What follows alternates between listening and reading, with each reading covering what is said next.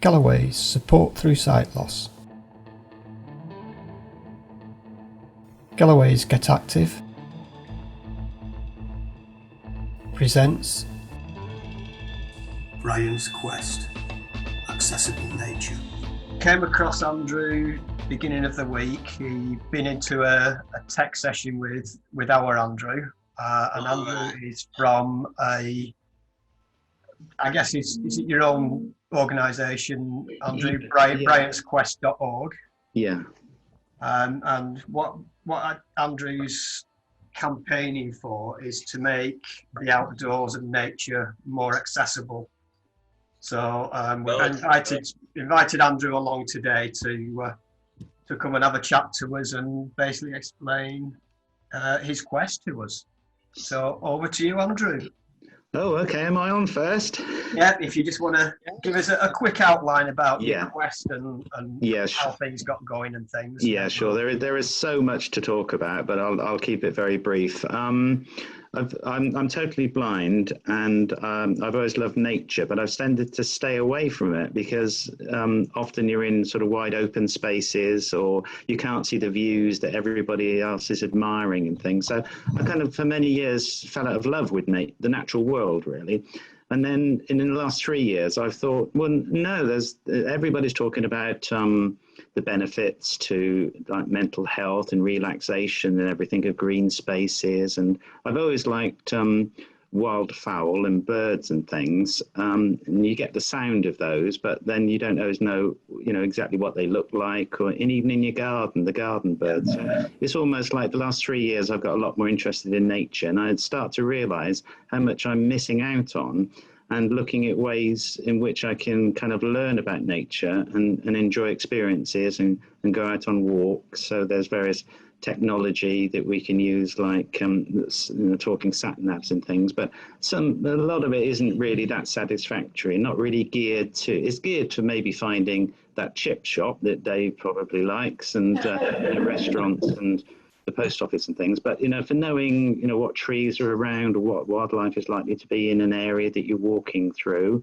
there's not really very much. So I set up Bryans Quest. It's a not-for-profit sort of social enterprise to look at different ways, and I divided up into looking at all of our senses, and obviously a lot of nature is done through vision, looking at those animals across the field, or looking at that nice coastline and things. So that's vision, that's fine. But I'm looking at things for us to touch and to smell and to taste and to listen to, and kind of looking at maximizing opportunities for that by working with nature attractions and the National Trust and local authorities and things to try and get better opportunities. And that's why I'm interested in talking to this group today, because if there are any ideas that you've seen that's good, that you think could be used elsewhere, or things that you feel, I wish I could do this, or there should be something to do, allow me to learn about something to do with nature, animals, plants, landscapes, anything like that,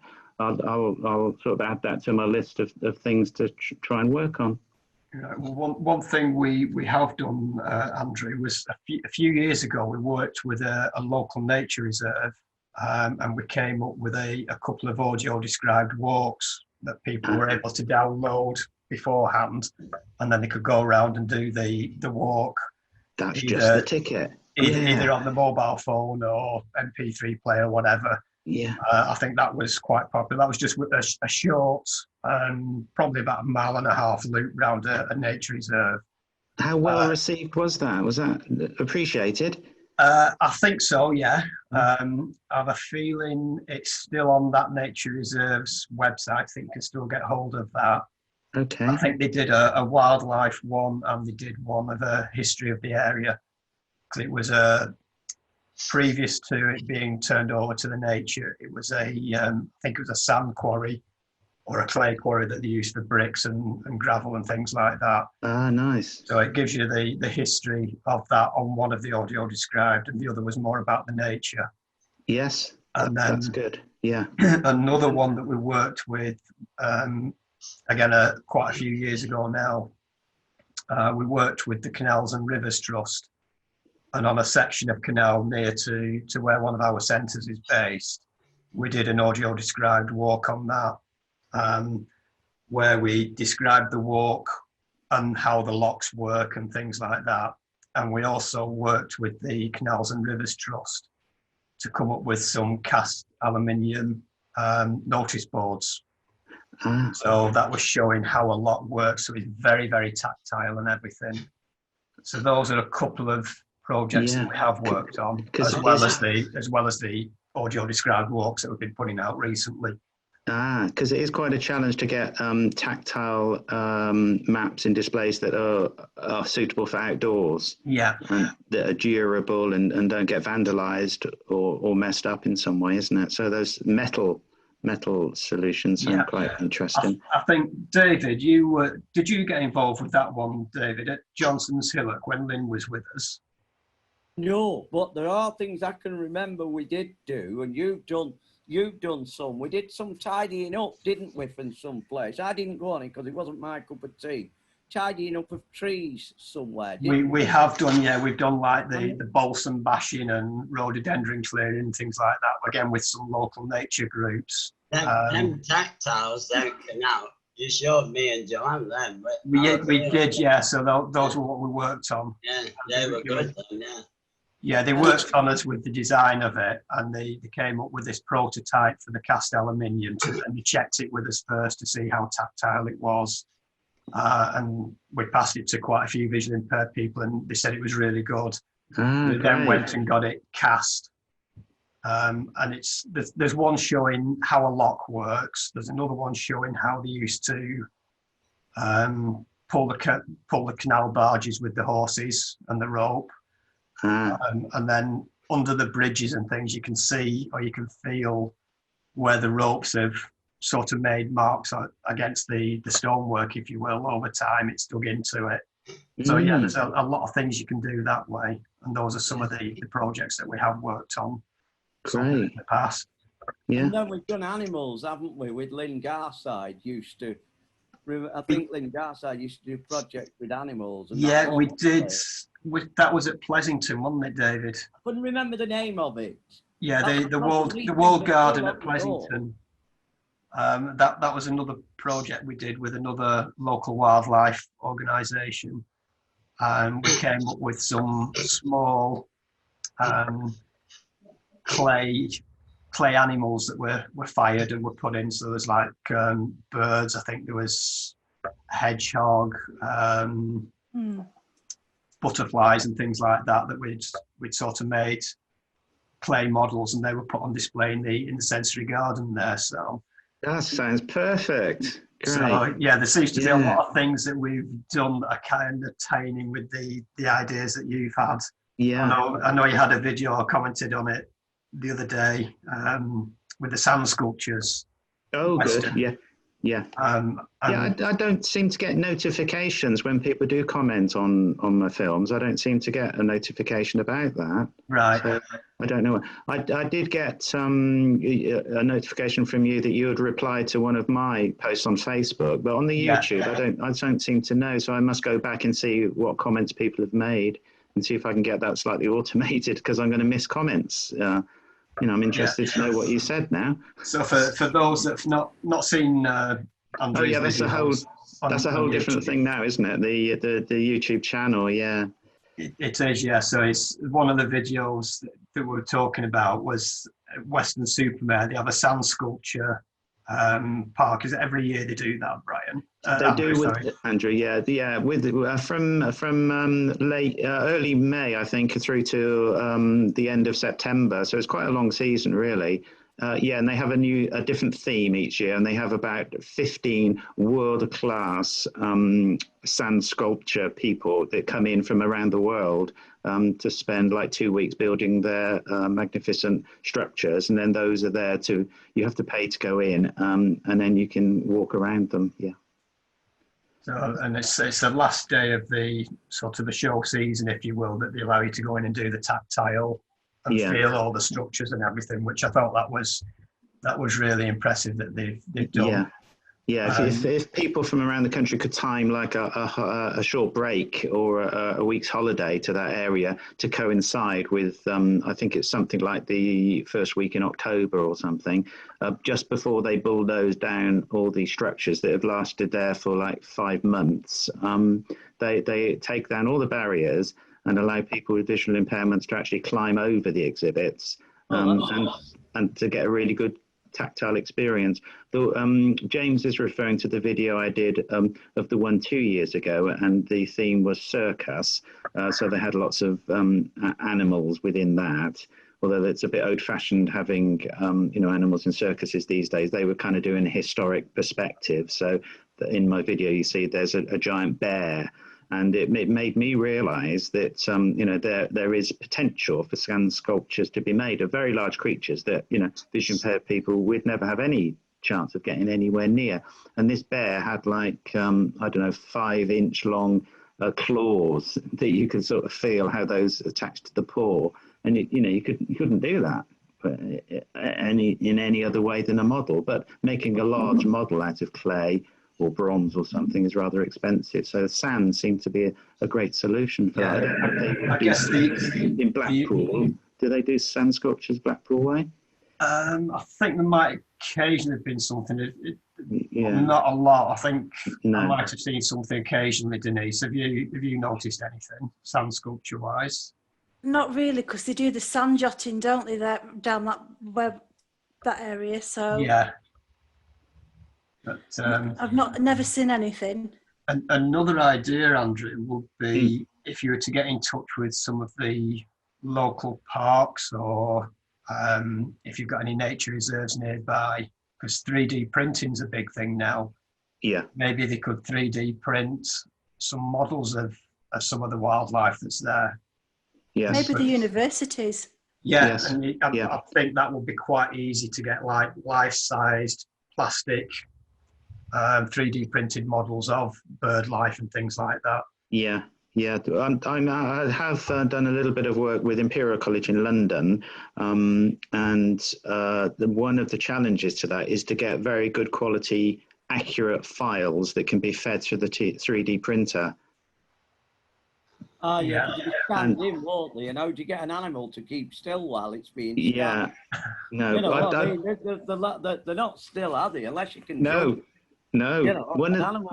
One of the things I've been working on is trying to establish contacts with taxidermists. Oh, yeah. For the stuffed animals. They won't move so much. No. But then you've got to sort of get those to a studio or something that's got the photography and filming equipment to create the 3D file. But I totally agree with you. If I keep persevering and looking at grants and things, I think we could come up with something really good. It's a long term. Yeah, I think if you were to look at, say, Natural History Museum, they've already got the taxidermy there, haven't they, on display, and I'm sure they must have facilities for 3D printing, knowing the size of them. So that could be a possible way. But I just need to get a few more volunteers involved in my organisation, because it's a full-time thing. It's numbers, isn't it? So if you get like 24,000 people say yes, there's a demand, then they're more likely to do it than if you get 24 people say it. So that's why I think Galloway, you're probably so successful in the bits you've done, because you've got a volunteers network as well as the people that the participants too. It's got to be a bit of a team effort, doesn't it? It has, yeah. So is there anything local organisation wise like we are? Is there anything like that down in Cornwall for yourselves? There is, but they haven't gone down anywhere near the nature route that you have gone down. So that's partly why I'm trying to spearhead that myself. But yeah, once I've formulated some plans and where we would get the 3D models done, then I can start approaching some of these other places. I mean, audio is a little bit easier to get organised. But again, it's about prioritizing what I do. The one thing that I have realized though in Cornwall, and then obviously you've shown me here the things that you've got going with those audio description and the models and things, is that I've set up a directory, which is a database, and I'm going to add everything that I come across, and I'm very happy for you to submit things that, and ask all visually impaired people if they come across any good tactile and audio and fragrance and aroma opportunities, or even taste. I was thinking of Dave with his chips again. All these attractions have cafes, and then James was very good with his video about saying that you start the video, start this walk, it would, at Tesco, where there's a very good bus service.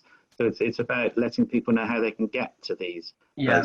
By the nature, it's countryside, so it's going to be a little bit off the beaten track sometimes. Yeah, So I've got a directory there on my website now, and I'm only too happy to add all of these things that you've mentioned to me today onto that database, because I think it's going to help anybody visiting your area. Now, my family, we're big fans of Lancashire, and we get up there every few years. We stayed in Chorley the other time we were up there. I was walking around Chorley last night. Okay, and is it Astley Park near there? Astley Park, yeah. Yeah. We went to a big sort of festival thing there. I think they had big models, people dressed up and stuff, and percussionists going, and that was a big park. And they've got a building there where they had a museum. Astley Hall. Yeah, I think it was a World War I exhibition at the time, because it was probably the centenary. So and what I'm meaning is that then with my directory, anybody with a vision impairment that's visiting any area in the country can go on there and say, oh, what audio or tactile opportunities are there for me to get out and about in nature? Well, with you mentioning Astley Hall, then we did a trip there a while back, and they were very good to. They put a couple of their volunteers on that were dressed in sort of periods outfits and things like that. The people were able to touch and feel the clothing, and they gave us an audio described tour of the whole of Astley Hall, inside and out, the kitchens, and so the people like that are really good to work with as well. You can get a group together, and they'll put a descriptive tour on, so they give you an idea of getting close up. So you can feel like the carvings on the wood carvings on some of the furniture in there, and they'll describe what the ceilings are like. Is that the place where they had a really long table upstairs? It is, yeah.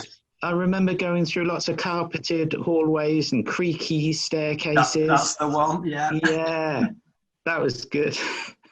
on the park there on Astley Park, they've just finished a full-size stone sculpture of a First World War soldier, and when you feel him, you can feel the creases in his coat he's wearing. He's done that much of a good job.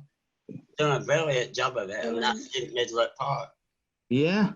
Is that like stone or brass or something? No, it's stone. Very good. Well, I suppose a person is nature, so that counts. Yeah. And they have a smelling part to the park there. They've got a little garden where you can go down and smell all different aromas. Yeah, the little sensory garden. Yeah. No, I didn't come across that.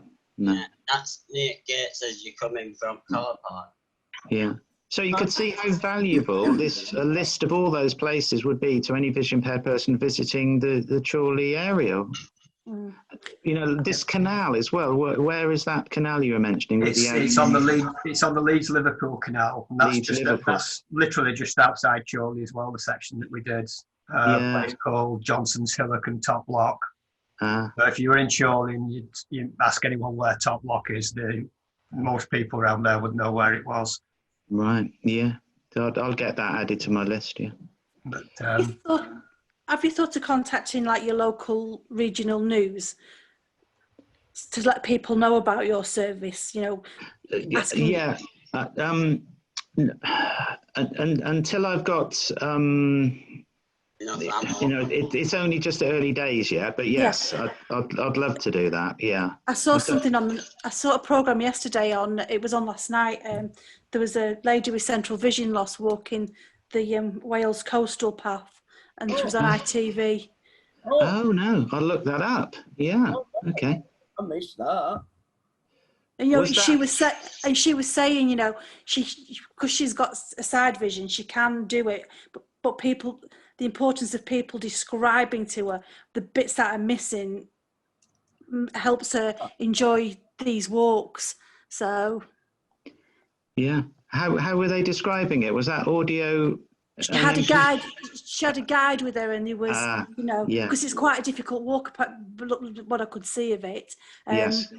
and they were putting things in her hands so she could feel them, you know, like stones and like bits of plants and things like that, so she could feel them. It was really interesting to watch, actually. Yeah. Was that part of another program, or was that the actual program? Was it part of Country File or something? Or? It was part of the Wales Coastal Walk. It was on ITV, I think it was. Okay. Wales Coastal Walk. Right. But it was, you know, it was fascinating to watch. Yeah, I'm going to catch up with that then. Yeah, thank you. And I've got another Idea. and another. I've got another idea. This is going from like the Harris Museum, and I think it'd be quite cheap to do if you've got like some like little Hessian sacks that you could put the textures in.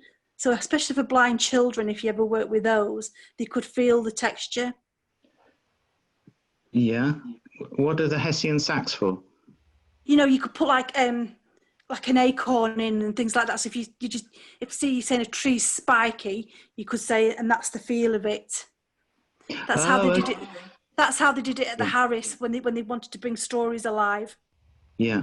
So do you take the acorn out of the Hessian sack? Are you saying? Yeah, and then you know, you get them to rummage in a bag to find out the texture that they think it is. Yeah. I see. Yes, I agree, because there's lots of things you can't get close to up in the trees or spiky plants. Yeah. Another thing would be if you've got a local wildlife group that are out doing some restoration work or anything like that.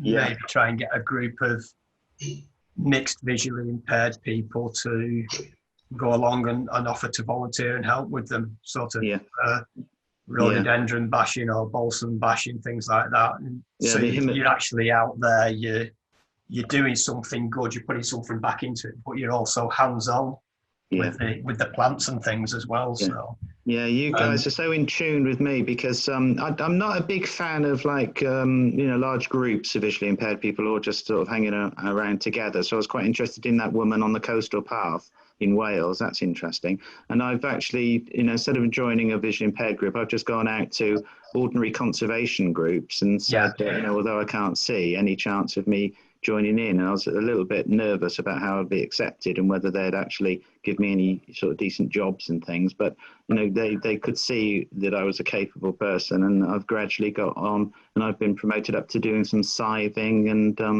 lopping. Yeah, we found that when we've done some work, we've done balsam bashing, be cutting down rhododendrons and things, and they've at first they said, okay, we've got a group of visually impaired people here, do we really want to give them saws and loppers and things like that? And then it was like, sort of at the end of the day, it was like, wow, look at what they can do. Sort of giving the right help and support and guidance. That's it. Yes. It's surprising how much we actually cleared in an area over the course of the day. It was amazing to see that. We might need a little bit longer of an induction. It's no good sort of just to get somebody standing up saying, this is what you do. They've got to cut down an oak tree when you should have cut a rhododendron down or something. So.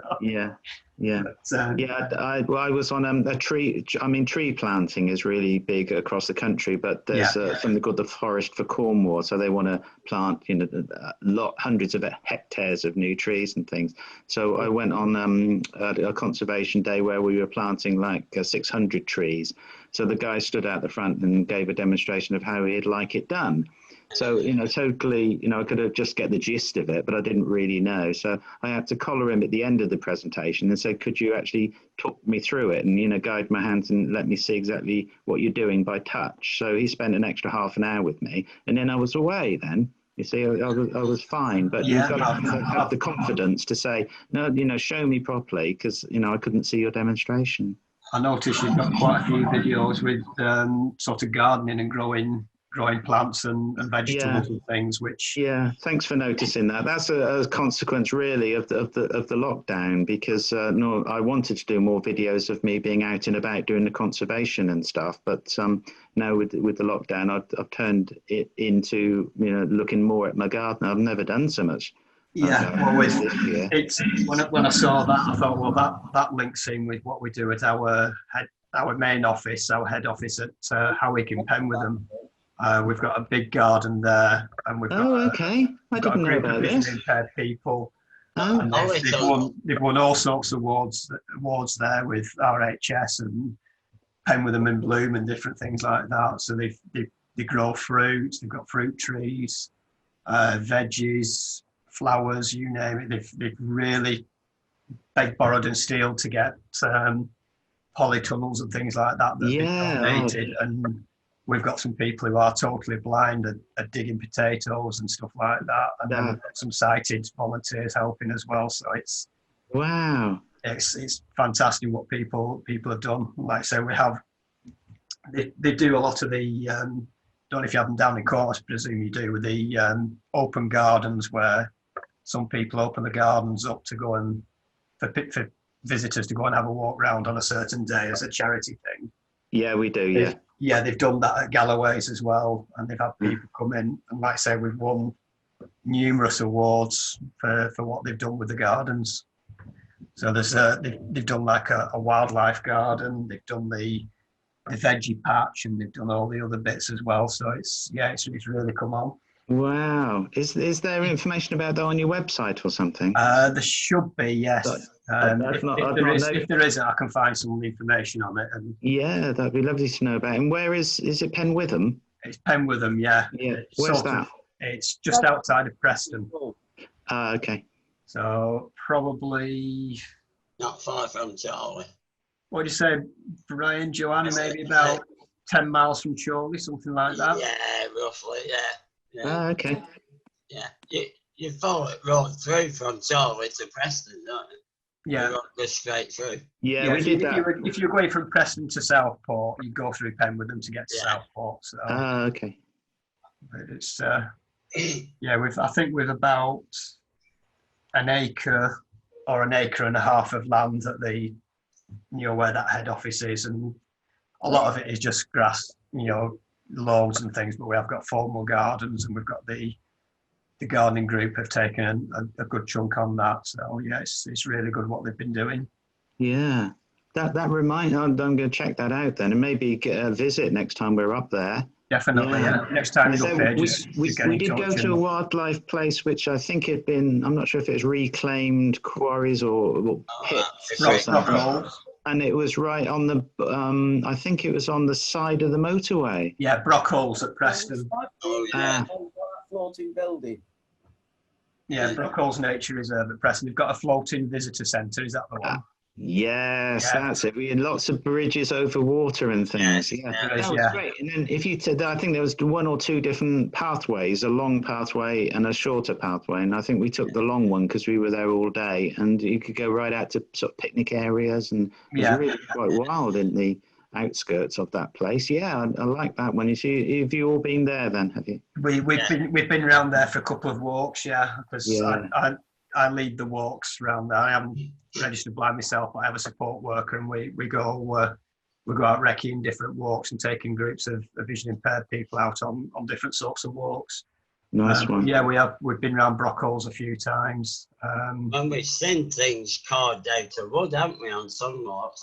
We have, yeah. I was just going to say, Brian, that there's a lot of places you go to, you might come across carvings and things like that, but if you didn't know they were there, you'd walk straight past them. That's just what my directory is supposed to be for. Yes, exactly. So, I did a walk last night with just for fun. Me and my support worker, we just went out and did a walk around the hills around Chorley.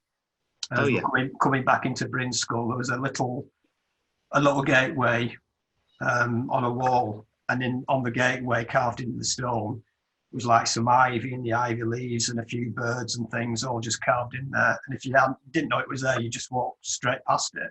Yeah. If you knew, Did you see them, James, on Worthing Park? Them big king and queen chairs carved out of trees. I didn't notice them, Brian. No. Yeah, there's massive there. You can climb up and sit in them. I've had a photo took with me and my last guide dog sat in it.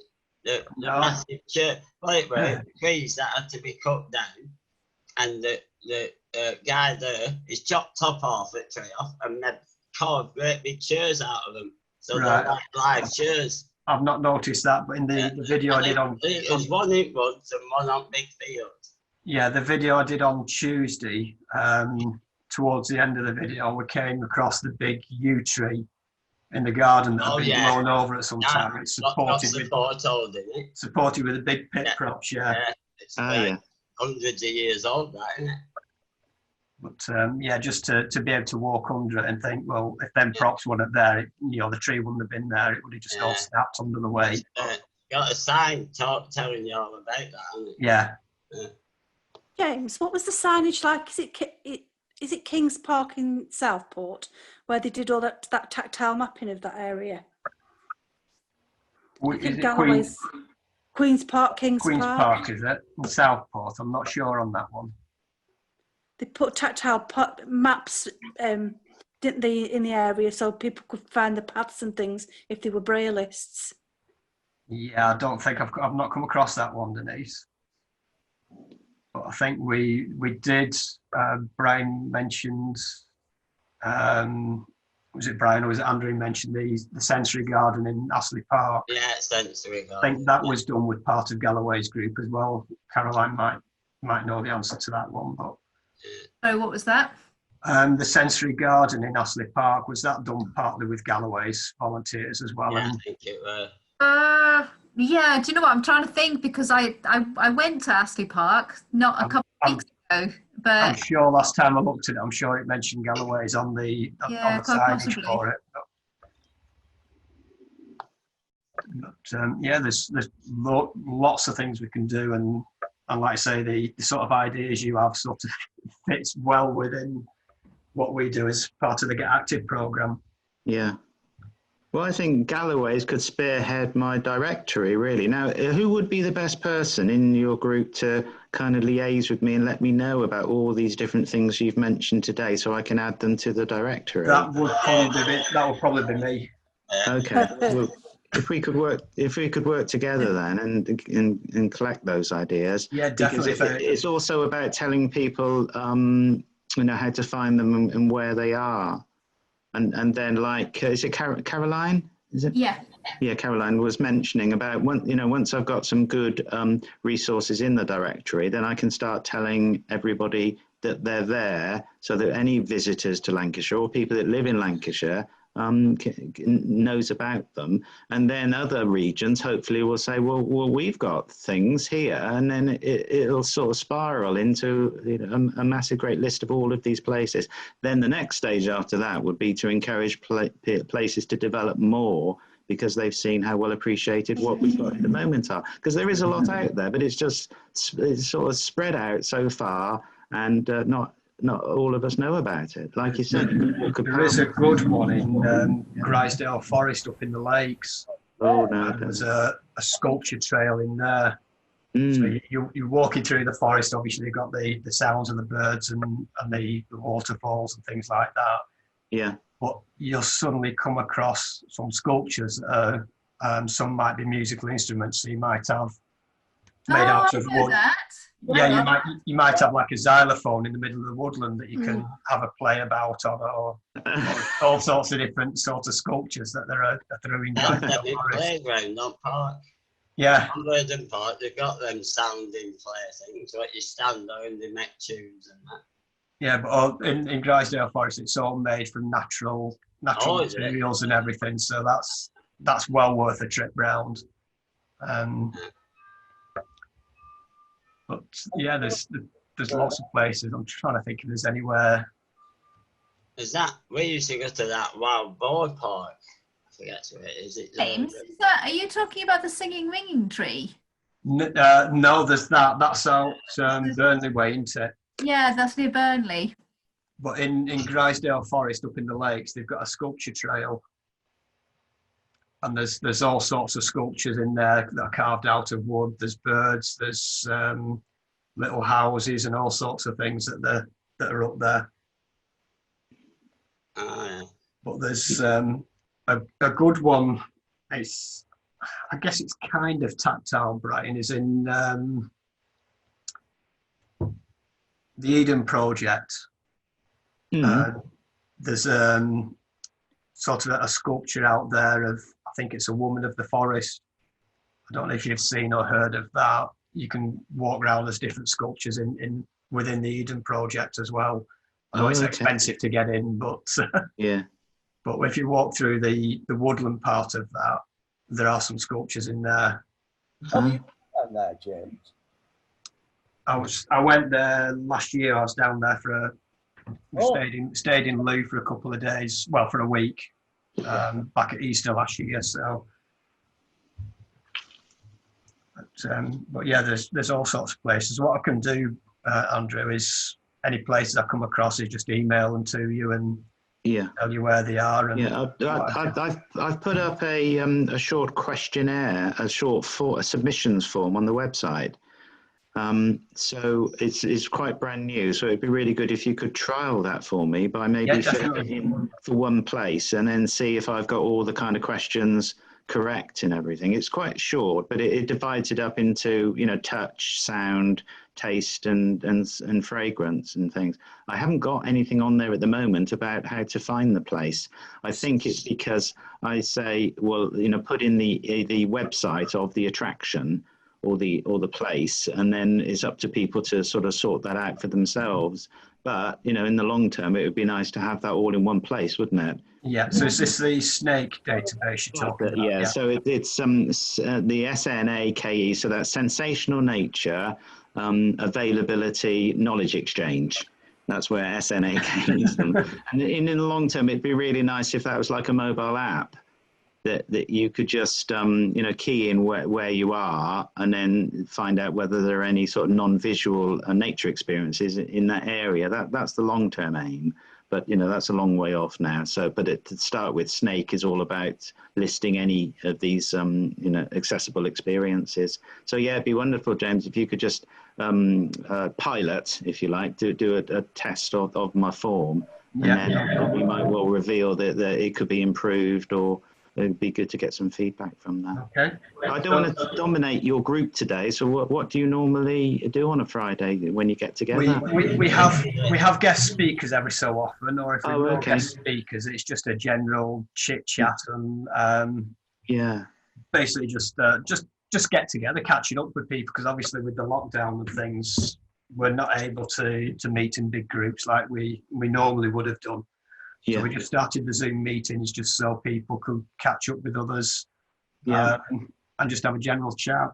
Yeah. And it's not all about nature, because you're called active. So do you look at the main fit and things, and the main Get Active program, if you will. We've got a walking group. We've got visually impaired cricket, archery, indoor climbing.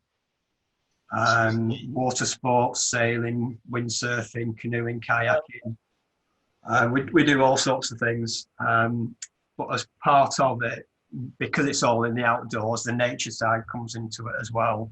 Yeah. So when we go out walking, we've walked in all sorts of terrains, and like I say, you can be walking through the moorland, and someone might hear a cuckoo, and then it's like, okay, everybody just stop, just have a listen. And so if there's anything we come across when we're walking that's of interest, we'll usually stop and tell you about it. I think Bryan, Joanne and David will probably agree with that. If we come across anything interesting, we'll point that out to you. There's a woodpecker on Murden Park. I hear it every time I go. Yeah. But just as also basically anything to do with the outdoors, and we're always looking at different ways. So if we had a group that said, we want to go and do some dry stone walling to help out with a local nature repair group or something like that, if there's enough people want to do it, we'll try and do it. Yeah. So, I do agree with you about the hands-on experience of doing that sort of thing, because it forces you out into the countryside, doesn't it? And you feel that you're helping out on a project, but you're also learning. I did a Cornish hedging course, and Cornish hedges are like a wall and then of stone, and then it's planted on top, so you get the foliage on top of a wall. The wall might be about 1 metre tall. And then it's a wide wall with a trough in the top where you put the plants in. So on that course, there's nothing better than just actually getting your hands on. And even then I had to keep saying to the instructor, could you stop a minute and let me have a feel of what's going on at each stage? So. Yeah, we put twice a year as well, Andrew. We go on normally. I know this year's completely different. Normally we go up to the Lake District on an outdoor activity week up to Coniston. And one of the activities we do there that is very popular is something called gill scrambling or gorge walking. Basically what you do, you get your wetsuits and buoyancy aids, helmets and things, and you get in a mountain stream and climb your way up it. So you're sort of climbing behind waterfalls, jumping off waterfalls into plunge pools, and basically walking up the riverbed. And that is so tactile for everybody. Because you're feeling with your hands and your feet as you're going up the riverbed. You've got the feel of the force of the water against your body. You've got how cold the water is. You've got all the bird song and everything nearby, and it's like you couldn't get more in nature if you wanted to, sort of thing. So it's a fully immersive experience, if you will. So that is something that people, when we mention it to them, and people who can't see anything, they think, sounds a bit dodgy, but when you take them on it, it's like absolutely amazing, because it's so tactile. The whole thing is so tactile on it. It's a fantastic experience, is that one. That does sound good.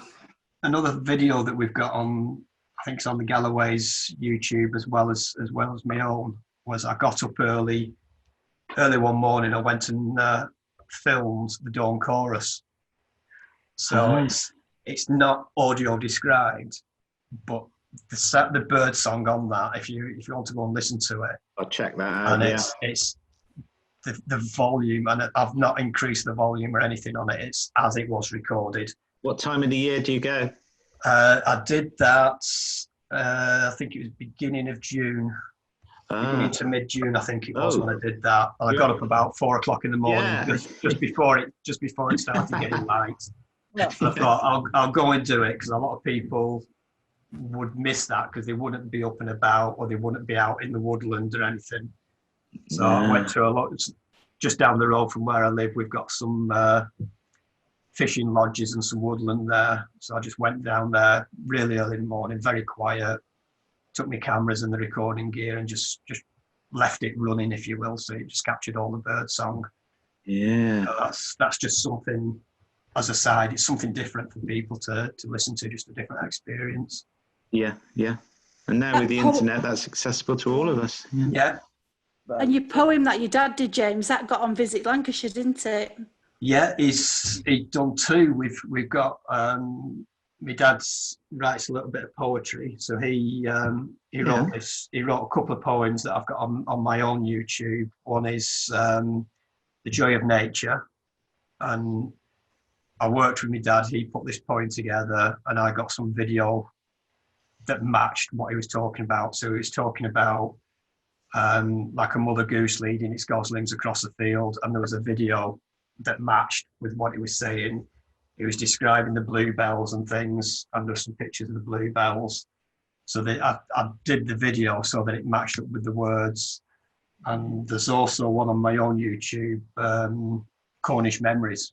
My mum and dad are big fans of going down to Cornwall for holidays and things. So no coincidence. He put a little video together. He put this poem together. He wrote it when he was down there.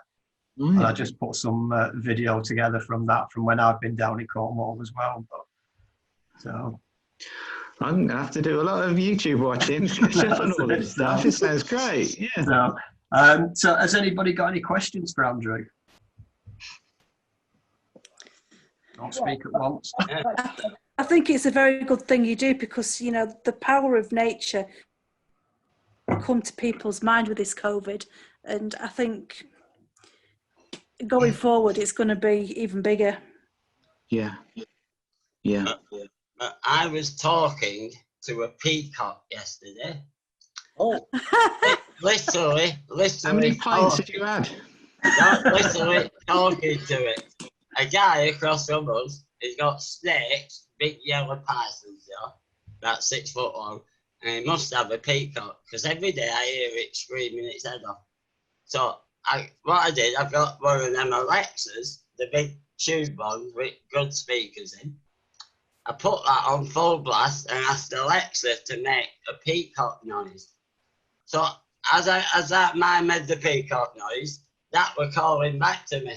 So I kept saying, Alexa, make a peacock noise, and turn it up full so it could hear it, and it was calling back. That's a good one. Yeah. Andrew, have you contacted other blind societies? Because Galloway's are just one of many scattered all around the country. You know, I'm just thinking of nature matters in other parts of the country, as well as in your patch and our patch. Yeah. Not in any depth, no. And, you know, there's sort of early days yet. So it's just great to, you know, start working with people like yourselves and then, you know, see how that happens and then gradually spread it. Because if I suddenly got inundated on my directory with hundreds of places, and, you know, I want to sort of check them out and make sure the entries are accurate and correct. And, you know, so eventually, yes, but not at the moment. That Brockles Brow is one of the best places to go talk to people, because I listen to Radio Lancashire and there's a guy comes on there who works at Brockles Brow, and he knows everything there is about nature and what happens there, everything, what's going on. And they do loads of stuff there. It's unbelievable. But if you want to know where things are, James is your man. He walks every inch of Lancashire. Well, and you know, if any of you guys find anything, let James know, and then he can let me know. Well, thanks for coming along, Andrew. Okay, let's hope this is. I'll be in touch and I'll try the database for you. Yeah, but just pick one attraction or one thing that you want to tell us about, and then we'll trial it. But it's lovely to speak to you all, and it would be great to perhaps you know, join you on one of your events when we're visiting you, perhaps in 2021. Yeah, no problem. If ever you're up this way, Andrew, just drop me an email and. Yeah, I think this is going to be an ongoing relationship. Thank you. All that remains is just say thank you very much for coming along, Andrew. Thank you, Andrew. Okay. Success with the venture and the quest. Cheers. We'll hopefully talk to you again soon. Yeah. Bye, James. Bye, All right. everybody. Cheers. Thank you. See you later. Bye.